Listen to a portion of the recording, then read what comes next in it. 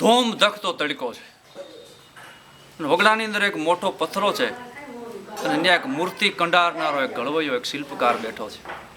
હથોડીને ટાંકણું એના હાથમાં છે અને પથ્થરને ફરતી વાર નીરખીને જોઈ રહ્યો છે કે આની અંદરથી એવી ભગવાનની મૂર્તિ બનાવી છે કે પછી હાથ ધોઈ નાખવા છે.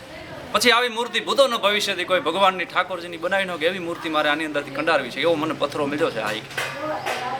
એટલે હજી આમ ટાંકણું ને હથોડી હાથમાં લીધી તો અંદરથી વાચા આવી. પથ્થરને વાચા ફૂટી કે હે શિલ્પકાર, હે ઘડવૈયા, ભગવાનની મૂર્તિ બનાવવાના ધંધા હવે બંધ કે મને આ વગડાની અંદર આઝાદીની લેરડીઓ લેવા દે. વગડાના પંખીડા આવી અને મારી માથે ચાંચ ગહે છે, મારો આત્મરામ રાજી થાય છે. અને હનુમાન દાદાના વંશના વાંદર ટોળું આખું આવીને મારા માથે બેહે ને મારો આત્મરામ મંડે ઉલારકા લેવામાં. એટલે મને આ વગડાની આઝાદીની લેરડીઓ લેવા દે, મારે મંદિરમાં આવીને પધરાવું નથી. એટલે ઘડવૈયો શિલ્પકાર એને કહે છે કે વગડાની અંદર ધડીકા લે એના કરતાં તું શિલ્પકાર ના મારી જે કલ્પનાથી તારી મૂર્તિ હું કંડારીશ ને ત્યાં ભગવાનના મંદિરની અંદર તને ઠાકોરજી થઈને પૂજાય તું ત્યાં 32 બાયતના ભોજન તને પીરસાય અને હજારો માણસો તને પગે લાગશે. આવી તારી મૂર્તિ તારો કંઈક તારા દીએ આવ્યું છે, આમાં તારો કોઈ ધડોય નહીં લે. વગડાની અંદર તો તું આ ઠેબા ખાઈશ, અહીંથી વટે માર્ગું કે હાયલા જા તો તારી ઉપર તો ઠીક છે ખરા. એટલે પથ્થરે કીધું કે દિયા મેં મંદિરને તાળું મારીને હોઈ જાય એવા ભગવાનની મૂર્તિ મારે થવું નથી. પણ જે દીકરાએ બાપનું મોઢું ન જોયું હોય, જેનો બાપ સરહદ ઉપર કામ આવી ગયો હોય, એવા કાલું બોલતા કોઈ નાના બાળકના હાથે મારે તો ખાંભીથી ખોળાવું છે.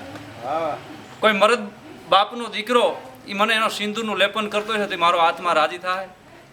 મારે પવિત્ર નદીઓના નીરથી નાવું નથી. ધર્મના કોઈ વેપારીની મોટી મોટી માળાઈવાળા રાખોળા ચોળી અને મોટી ફાંદડા કોઈ મંદિરના પૂજારીના કોઈ મહંતના હાથે મારે ખોળાવવું નથી. પણ પવિત્ર નદીઓના નીરથી મારે ના, ગંગાજીના જમનાજીના નીરથી મારે નાવું નથી. પણ સંધ્યા ટાણે કોઈ વિજોગણ વિદ્વાનો જેનો પતિ વિવાહના 15 દી પછી સરહદ ઉપર મા ભૂમકાને ખાતર ખપી ગયો હોય એવી કોઈ વિજોગણ વિદ્વાના મારે ઉના આહોડ નાવું છે. એટલે મને રહેવા દે, આ બધું રહેવા દે, હું અહીં બેઠો એ બરોબર છું. અને તો તારે જો કંડારવું જ હોય તો આમાંથી ખાંભી કરી કોઈ સુરા શહીદોની સંગાતમાં મને લઈ જા તો મારો જે ભાવ છે એ સુધરી જાય. બાકી તો મંદિરને ઠાકોરજીની મૂર્તિ મારે નથી થવું.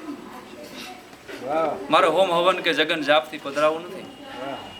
અને મને કાઠિયાવાડના મર્દોના પાળિયા છે, એ અમારા ભાઈઓ છે, અમારી નાયતના છે, એના પોકારને પડકાય સંભળાય છે કે હવે કોક સીતાના રામને મોકલો અને થોડાક દે હાટું અમને જીવતા કરે. પછી જો ઝપાટો દિલ્હીને દુનિયામાંથી વીણી નુરિયા, જમાલિયા, રામજા, ભામજા, ગાંગલા, ગોઠિયા, ચતુરિયા, ફતુરિયા, લટુડિયા, બાબલા, બચુડિયા અને ખીસડખાયાનો હોશનો કાઢી નાખી તમને ફટ કહેજો. ત્રાસવાદ હવે હિમાલયના ખોપરાથી મારી દેશમાં ગુજરાતમાંથી મારીને ઘરના ફળિયા સુધી આવી ગયો છે. હવે અમારાથી આ મૂંગા સહન થતું નથી.